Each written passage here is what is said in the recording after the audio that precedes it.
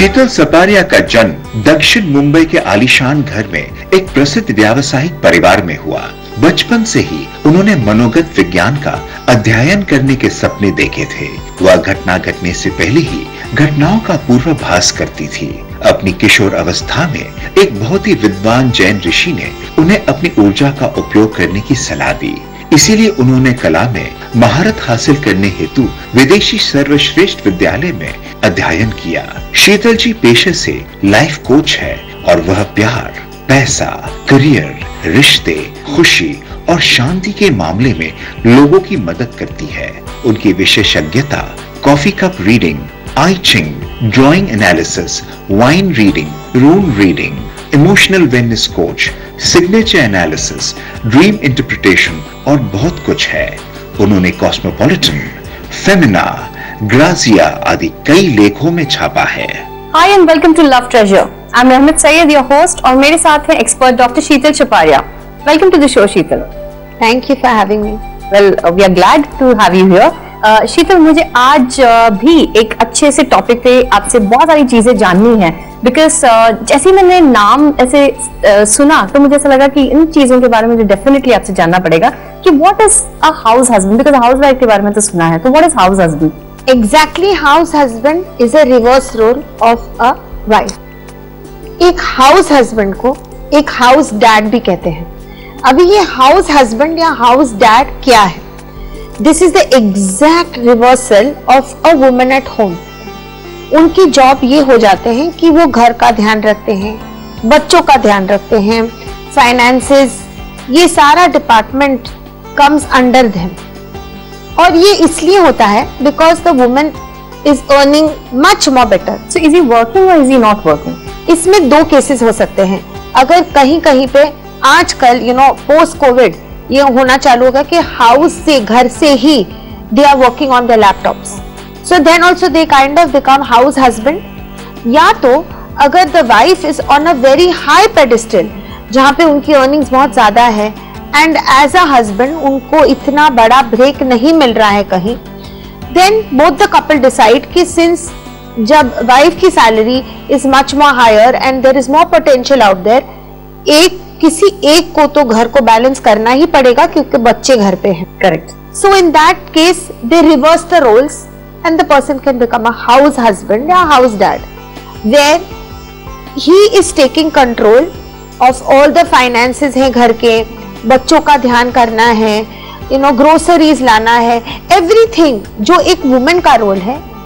सिर्फ ये है कि now a man is doing it. Okay, तो बहुत बार ऐसा भी होता होगा कि कि चॉइस होगी किसी की कि ठीक है, I will take care of the house, आप अर्न करो, बट किसी में अगर ये चॉइस ही नहीं है और ये रिस्पॉन्सिबिलिटीज आ जाए तो ये लोग कैसे डील करते हैं फिर इससे? जैसे कि कोई सिचुएशंस में ऐसा हो सकता है, या द ही चूजेस कि अगर डिवोर्स हो गया है and he doesn't want to remarry और बच्चे हैं एंड फिर भी वो घर से काम करके बच्चों को उनका ध्यान रख के he can still be a house dad और हाउस हस्बैंड। पर ये चीज में ये है कि और कई बार ऐसा भी हो सकता है कि he out of choice takes this role, क्योंकि कहीं उन्हें लगता है कि मेरी सैलरी इतनी अच्छी ही नहीं है, कुछ करके कोई फायदा नहीं है, या they don't Aspire so much, या उनके एस्पिरेशंस इतने नहीं होते।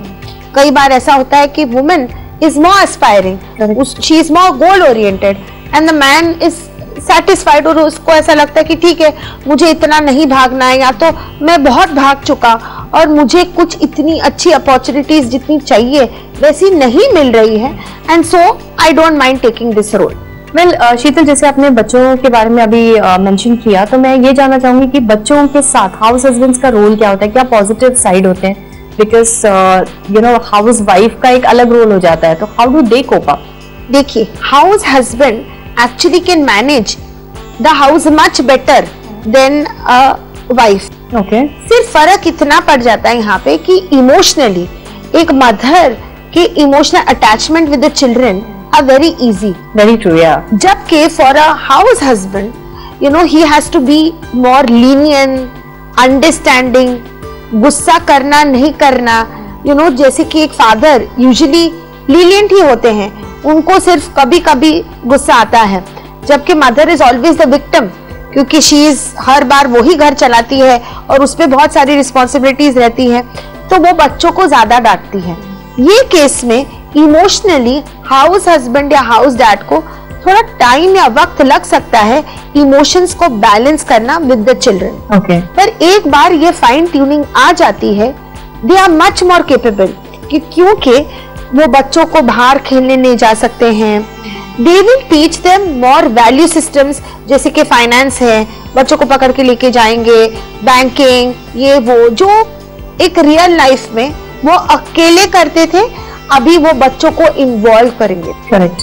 But does that give a negative impact also on kids की पापा घर पे हैं, मम्मी काम करने जा रही हैं, तो मुझे भी इसी लाइन पे चलना चाहिए, ऐसा कुछ?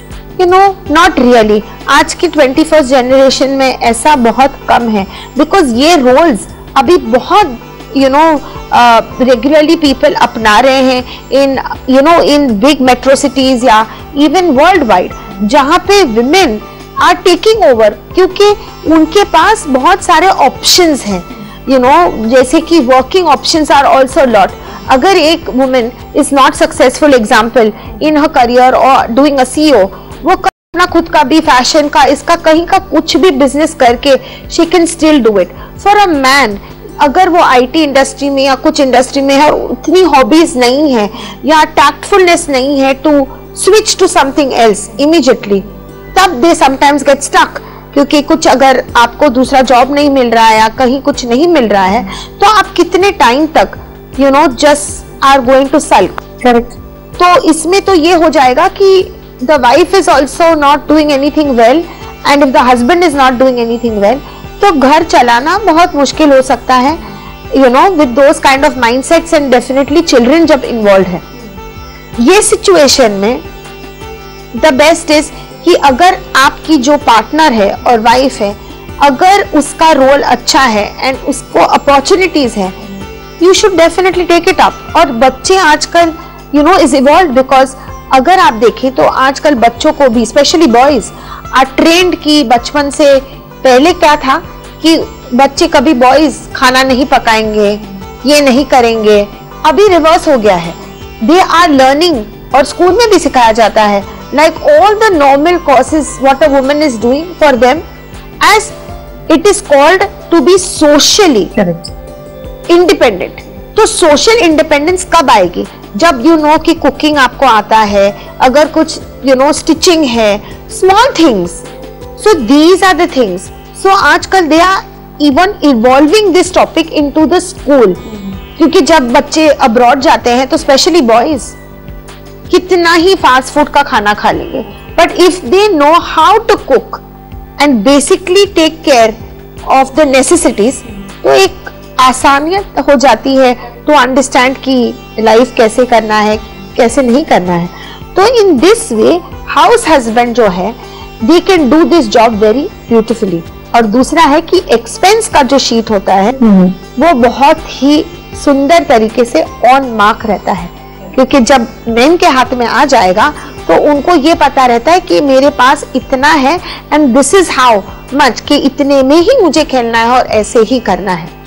उनकी सिर्फ एक ही चैलेंज रहती है ना house husband, complain out of the wife is only ये कि घर तुम बहुत ज्यादा साफ रखो। क्योंकि क्या है, कई बार ऐसा हो सकता है कि जो वाइफ है जब वो घर संभालती है वो ज्यादा क्लीनलीनेस पे ध्यान देती है, मेन को इतनी छोटी छोटी चीजों पे वो शायद ध्यान नहीं देते, unless the husband has OCD. Yeah, so that is the only point of conflict as such, but otherwise I think they can do a fabulous job. Okay. लेकिन अब अगर सोसाइटी मैटर में हम देखें तो सोसाइटी तो आज भी एक्सेप्ट शायद उतना नहीं कर पा रही हैं, तो इन चीजों को किस तरह से फेस करें? हाँ, ये आपका बहुत अच्छा पॉइंट है, क्योंकि कई बार ऐसा भी हो सकता है कि अगर आप बहुत सारे ताने सुन रहे हैं या आपका सोशल गैदरिंग में सारे कपल्स जो है दे ऑल आर वर्किंग और आप अकेले एक हाउस हस्बैंड है, तो कई बार ये सुनना आ सकता है कि तू तो बहुत लकी है, तुझे तो कुछ करना ही नहीं है, तेरी बीबी सब कमा के तेरे को घर में देती है। It makes a man feel very low, depression आ सकता है, हार्ट डिजीजेस कभी हो सकती है, because men actually are made to do the outside jobs. You know, it is not a rule in the book, but जैसे कि एक उन्होंने भी जिन आपके फादर्स हैं या ग्रैंड पेरेंट्स, आपने हमेशा देखा होगा कि the man is doing the outside job. Women have evolved much later in the years. So यहाँ कहीं बार ऐसा हो सकता है कि उन्हें ये सब ताने सुनने पड़े, कहीं they can start feeling low कि अगर मेरी जॉब अच्छी चलती तो आज मैं घर पे नहीं बैठा होता. और कभी it is can become very taxing also, क्योंकि बच्चा, घर, ये सब चीजों का ध्यान रखते हुए it can become very taxing for a man, क्योंकि स्पेशली अगर उसको इन चीजों की आदत नहीं है, कई बार बहुत ज्यादा काम हो सकता है in doing all these things. Correct. और जैसे कि मेल का एक ईगो होता है, अगर वो क्लैश कर जाए तो हाउ डज किस तरह से वाइफ को इसको टैकल करना चाहिए, because she is earning, she is bringing the food to the table. Now अगर हो सकता है कि कुछ ऐसी चीजें बोल दें या हस्बैंड को बुरा लग जाए, तो ये छोटी छोटी चीजें आई थिंक पाइल अप हो जाती हैं, व्हिच बिकम्स फाइट. और फिर ये चीजें वो किस तरह से टैकल करें डेली लाइफ में? देयर आर सम रूल्स रहमत. अगर हम ये रूल्स को अगर ध्यान रखते हैं तो ये सारी चीजें नहीं हो सकती. जैसे कि नंबर 1, अगर as a wife you are bringing the money on the table, आपको ये ध्यान रखना है कि उससे कभी भी ये नहीं जताए कि you are useless.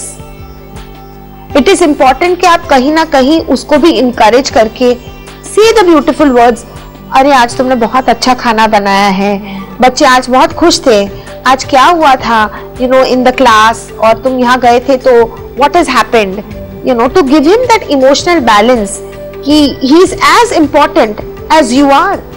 Just because आप टेबल पे पैसा लेके आ रहे हैं, that doesn't mean कि उनकी वैल्यू जो है कुछ कम हो जाए.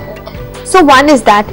Secondly, it is important कि अगर उन्होंने कुछ चीजें ले ली है जो आपको ऐसा लग सकता था, अरे ये तो बिल्कुल जरूरत ही नहीं थी, ये क्यों उठा के लेके आए हो, इट इज ऑलवेज बेटर कि आप तुरंत उस चीजों पे रिएक्ट नहीं करके wait it out for some time and slowly आप बता सकते हैं कि दीज आर द नेसेसिटीज, और ये तुम लाए हो ठीक है, but next time I think कि हमें थोड़ा सा ध्यान रखना चाहिए, या तो ये चीजें are not that important. But तुरंत उसका you should not talk back immediately by saying ये सब यूजलेस है, ये सब तुम क्यों लेके आए हो, इनकी कोई जरूरत ही नहीं है. तो शीतल, रिलेशनशिप को पॉजिटिवली रखने के लिए, अब एक दूसरे में वो प्यार बढ़ाने के लिए, वो बॉन्डिंग को स्ट्रॉन्ग करने के लिए किन चीजों को करना चाहिए हमें लाइफ में, if kids are not involved और इफ किड्स आर इन्वॉल्व्ड? देखिए, अगर किड्स इन्वॉल्व है तो specially as a family, even if you are a working mother and even if the person is a house husband, there has to be the thing कि आप सब चारों lunch, dinner, breakfast या कुछ भी एक फैमिली टाइम निकाल दे. This is a compulsory rule. और अगर बच्चे नहीं भी हैं और it's just husband and wife, it is important कि आप शॉर्ट ब्रेक साथ में ले, कहीं बाहर घूमने जाए, एक अपना मी टाइम स्पेंड करे. और वो मी टाइम में you have to treat your partner as a boyfriend. आप जब पहली बार मिले थे तो आप में जो स्पार्क था, वही स्पार्क से टॉकिंग अबाउट जनरल थिंग्स. हर बार जरूरी नहीं है कि हम अपने फ्रस्ट्रेशन से, अपने प्रॉब्लम्स को अपने साथ बाहर लेके जाएं. यूजुअली ये होता है कि जब हम बाहर जाएं तो ये सोच के जाए कि ये सारी चीजें we are going to leave it back home.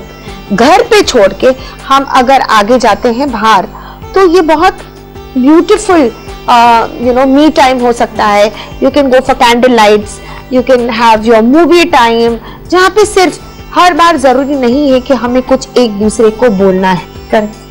You can just be seeing a movie together और साथ साथ बैठ के enjoy some nice times and some nice moments together. शीतल, जैसे आप काउंसलिंग देते हैं तो हाउस हस्बैंड या हाउस वाइफ, अगर ये दोनों साथ में, हाउस वाइफ तो नहीं, हाउस हस्बैंड और वर्किंग वाइफ, ये कंप्लेंट्स क्या लेकर आते हैं, या कुछ ऐसे एग्जांपल्स दे सकते हैं आप जो आपने फेस किया है and you have made them understood? So generally क्या होता है कि जब एक वुमेन बाहर चली जाती है for work, to have that faith, क्योंकि she is going for meetings, बहुत सारे लोगों को मिलने वाली है, मेल डोमिनेटेड सोसाइटी है, तो you know in the meetings they can be male, travel हो सकता है कई बार, so it can be a 2 day travel या तो एक हफ्ते का भी ट्रैवल हो सकता है.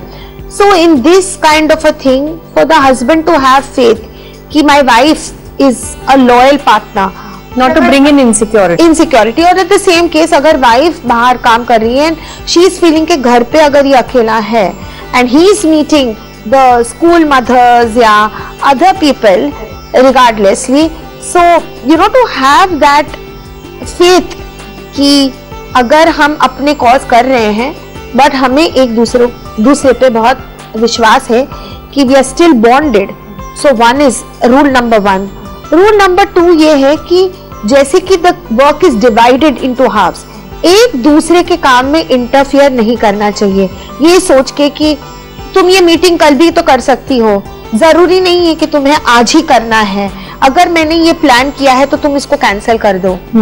और the same we the other way around, मुझे मीटिंग है और तुमने ये सब क्यों प्लान किया है जब तुमको पता है कि आई एम सो बिजी, ये सब करने की क्या जरूरत थी, ये हम बाद में भी कर सकते हैं, ये वेकेशन मैं अभी नहीं ले सकती हूँ बच्चों के साथ. So you see the problems are still there, but इन प्रॉब्लम को कैसे सॉल्व किया जा सकता है is trying to one respect. दूसरा है एक अच्छा टाइम टेबल बना सकते हैं जहां पे योर शॉर्ट कि मेरी इतनी लीव्स बाकी है एंड दीज लीव्स पे I can do those small breaks या स्मॉल वेकेशंस. जरूरी नहीं है कि आपको 15 दिन ही एट अ स्ट्रेच बाहर जाना है, आप उसको कट करके 2-3 छोटे शॉर्ट हॉलीडेज में भी आप ले सकते हो अगर आपके पार्टनर को बहुत ज्यादा काम है तो. Secondly is supporting each other and evolving each other. ये बहुत इंपॉर्टेंट हो जाएगा.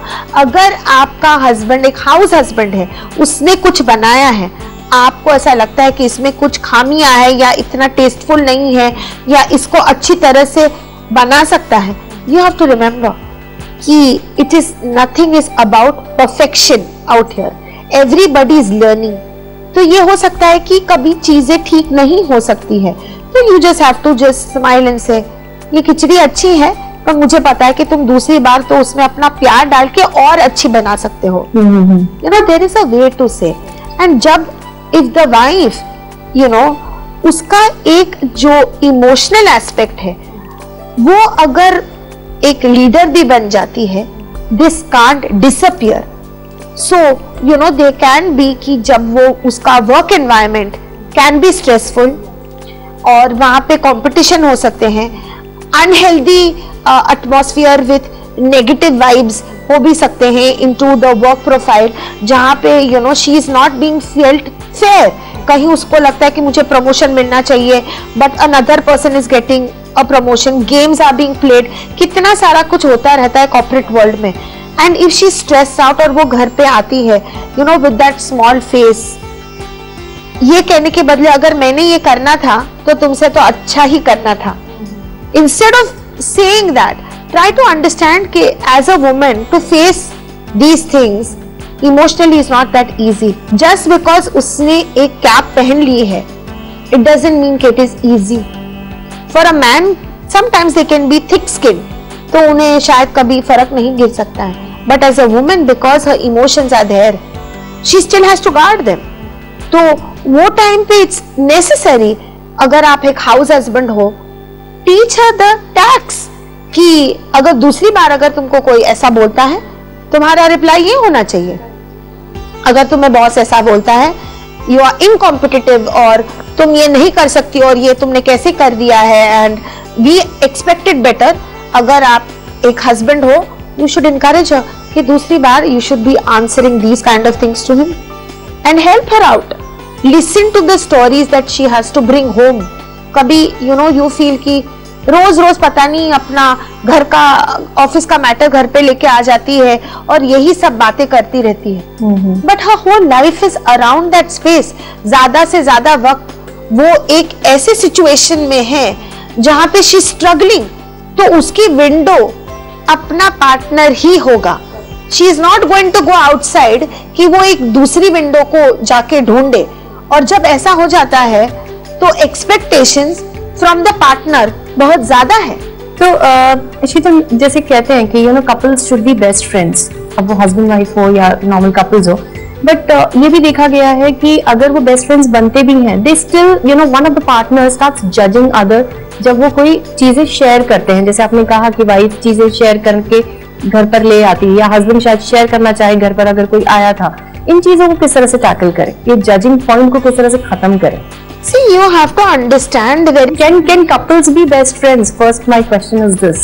Couples of course can be best friends, और उसका एक सिंपल रूल है, आप ये वर्ड रिस्पॉन्सिबिलिटीज अगर आप निकाल के फेंक देते हैं, you can always be best friends for the life. Problem ये हो जाता है कि एक्सपेक्टेशंस रिस्पॉन्सिबिलिटीज के साथ जुड़ जाती है, और जब एक्सपेक्टेशंस रिस्पॉन्सिबिलिटी के साथ जुड़ जाती है, आपको ऐसा लगता है कि ये उसकी ड्यूटी है, उसे ये करना है। ड्यूटी जब कुछ भी नहीं है, it is out of choice and out of love कि आपको किसी के लिए कुछ करना है।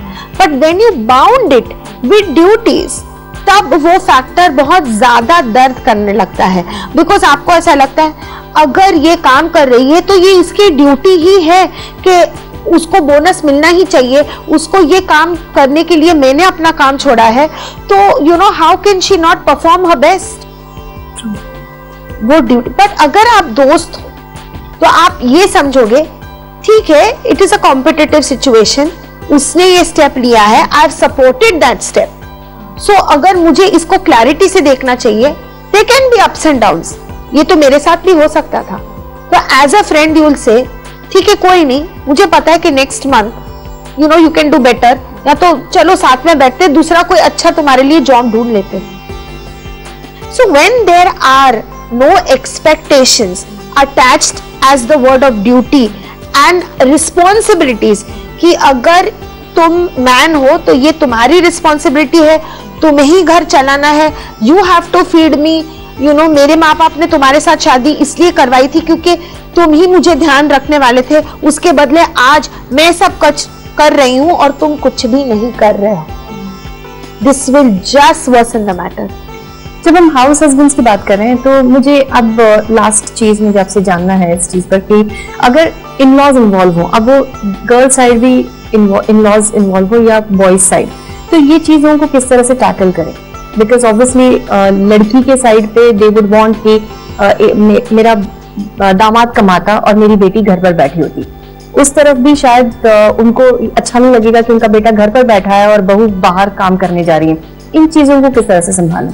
It is a very nice question, क्योंकि ये डेफिनेटली होगा, क्योंकि अगर पेरेंट्स है तो एक माइंडसेट है कि अगर घर पे एक आदमी है तो उसे ही कमाना है, wife is just a bonus, अगर वो काम कर रही है तो वो बोनस है, पर अगर वो नहीं कर रही है तो वो उसका मैटर ही नहीं है, उसका मैटर घर संभालना और बच्चे संभालना है।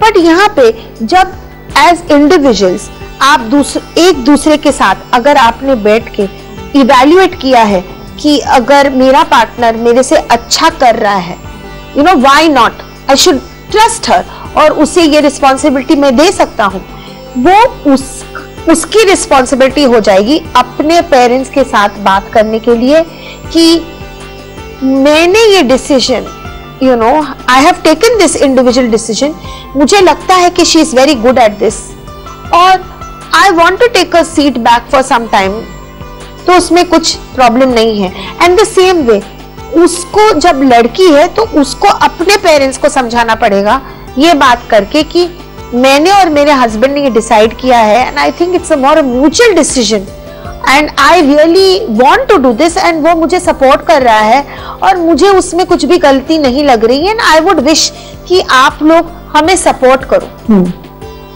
इंस्टेड ऑफ सेइंग कि ये ऐसा कभी नहीं होता है, ये सब क्या है, ये कुछ नया ही तुम लोग कर रहे हो। बिकॉज हमें सोसाइटी को जवाब देना है, सोसाइटी को जवाब देना है, लोग बातें करेंगे, ये किस तरीका बिहेवियर है, ये कब तक छुपा रहेगा। Sometimes they don't even want to go and tell कि मेरा दामाद एक हाउस हस्बैंड है, बोलेंगे कि अरे वो बाहर गांव गया था, अभी वो है, फिर वो वापस चला जाएगा, all sorts of story. It is better to be truthful, और एज इन लॉज भी दोनों साइड के इन लॉज को रिस्पेक्ट करना चाहिए कि as a couple now they are individual, और इंडिविजुअल कपल होके they need to take their best decisions, क्योंकि ये दोनों जो लोग जुड़े हैं उन्हें एग्जैक्टली अपने स्ट्रेंथ और वीकनेसेस पता है आपसे ज्यादा, क्योंकि आप बाहर हो। तो वो रिस्पेक्ट रख के you have to allow them कि अगर कुछ मिस्टेक भी होती है तो वो अपने आप इसमें से उभर के अपना एक नया रास्ता निकाले, इंस्टेड ऑफ सेइंग कि ये हमें नहीं लगता है कि ये ठीक है या हमें लगता है कि ये ठीक है। एज पेरेंट्स आप अपना ओपिनियन दे सकते हैं, पर इसका मतलब ये नहीं कि आप ये एक्सपेक्ट करो कि आपके चिल्ड्रन जिसने ये डिसीजन लिया है for marriage and they are walking this path of becoming as a individual relationship stronger bond बनाने के लिए उन्होंने जो डिसीजंस लिए हैं आप उनको गलत ठहरवाओ।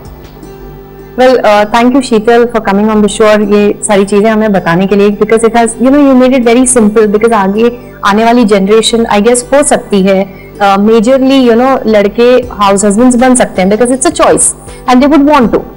और मेरे ख्याल से जिस तरह से आपने समझाया है, it's no harm being a house husband. तो शो खत्म करने से पहले आप कुछ चीज हमारे व्यूअर्स से कहना चाहेंगी? Definitely my one request would be कि वो जमाना चला गया है कि wear pink is for women and blue is for boy. So when जब हम equality की बात करते हैं and तो तब we have to be fair. It is an individual choice कि आपको ये पसंद है और आपको ये करना है और या आपको ये नहीं करना है. So you should be allowed to take your own decisions because ये आपकी खुद की लाइफ है. So nobody better than you can know this कि ये मेरे लिए अच्छा है या मेरे लिए गलत है. सो आपको दूसरों की परवाह नहीं करते हुए आपको खुद का डिसीजन लेके उस पर ट्रस्ट करके डेफिनेटली आगे बढ़ना चाहिए, because individually eventually peace of mind is the most important thing and वो खुशी आपको तभी मिल सकती है when you are following what your heart is saying. Absolutely. Thank you so much once again, Sheetal. Well, viewers, I hope आप लोगों ने भी ध्यान से सुना और काफी एंजॉय किया होगा ये शो. और सारे जो चीजें उन्होंने शेयर की हैं, उन चीजों को भी आप ध्यान में रखकर अगर आप हाउस हस्बैंड बनना चाहते हैं या जो हाउसवाइफ सुन रही है अगर वो बनाना चाह रहे हैं अपने हस्बैंड को हाउस हस्बैंड, तो well you definitely can think on this and follow whatever she has shared. So मिलेंगे अगले एपिसोड में, तब तक अपना ख्याल रखें. Thank you.